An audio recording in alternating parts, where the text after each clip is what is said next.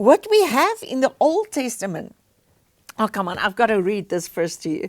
This is in Revelation 10 verse 1. This is the times that I jump on my bed when I read that.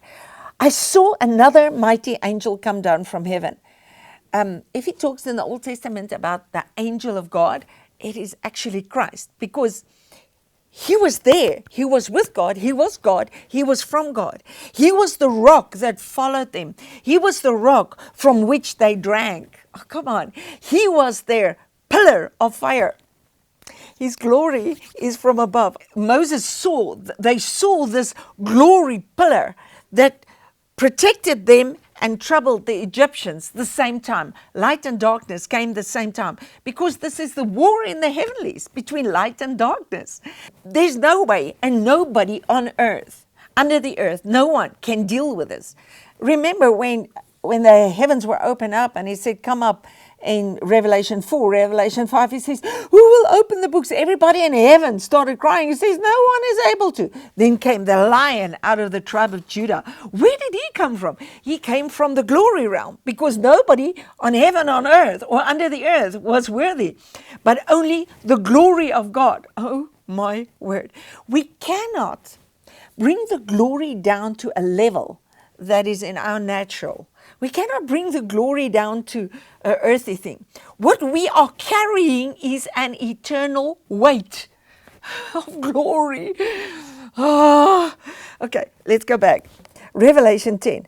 I saw another mighty angel come down from heaven, clothed with a cloud. What? And a rainbow was on his head. What? And his face was, it were like the sun.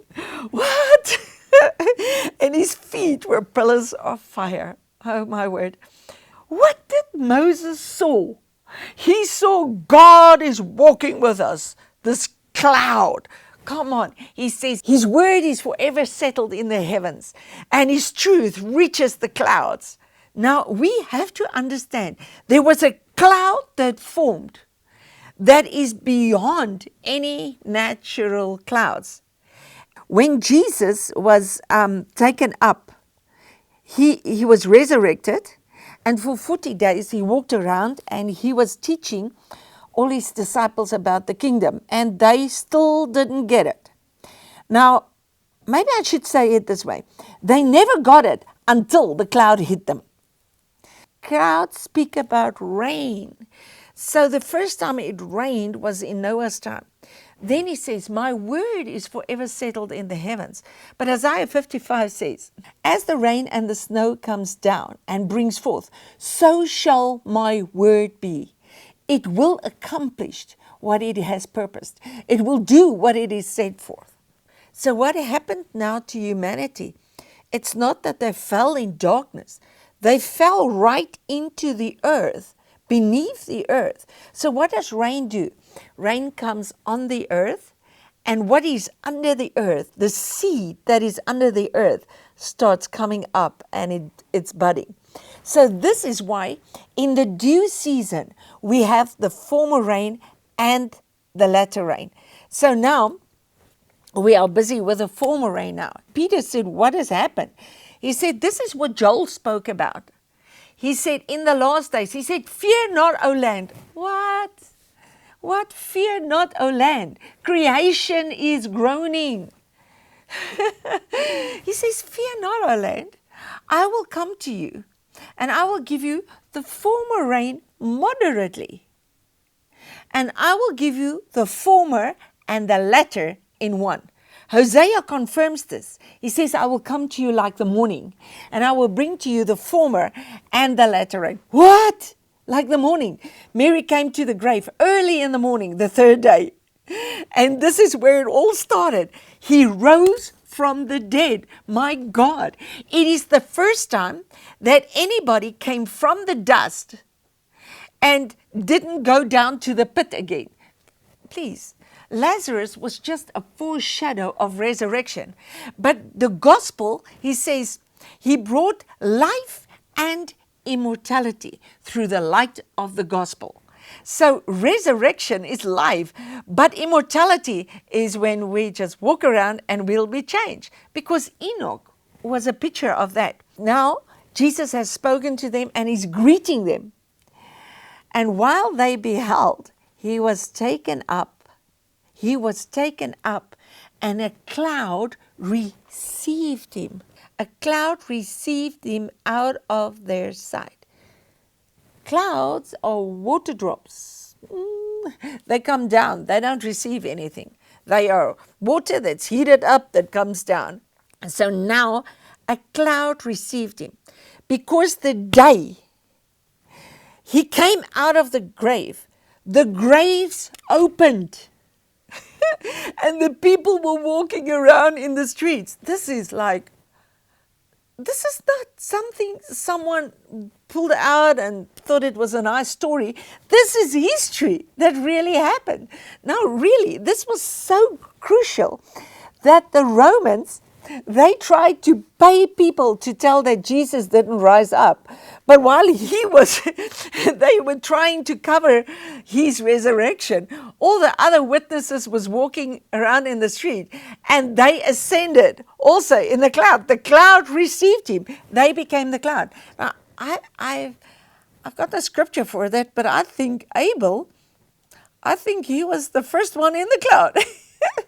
The two main witnesses in the cloud was Moses and Elijah. So maybe Moses and Elijah was the first ones to form the cloud. Who knows it? But it's like, guys, as time goes, revelation grows. And as we fill our minds with these things, more and more is going to open to us, because Moses and Elijah appeared on the mountain.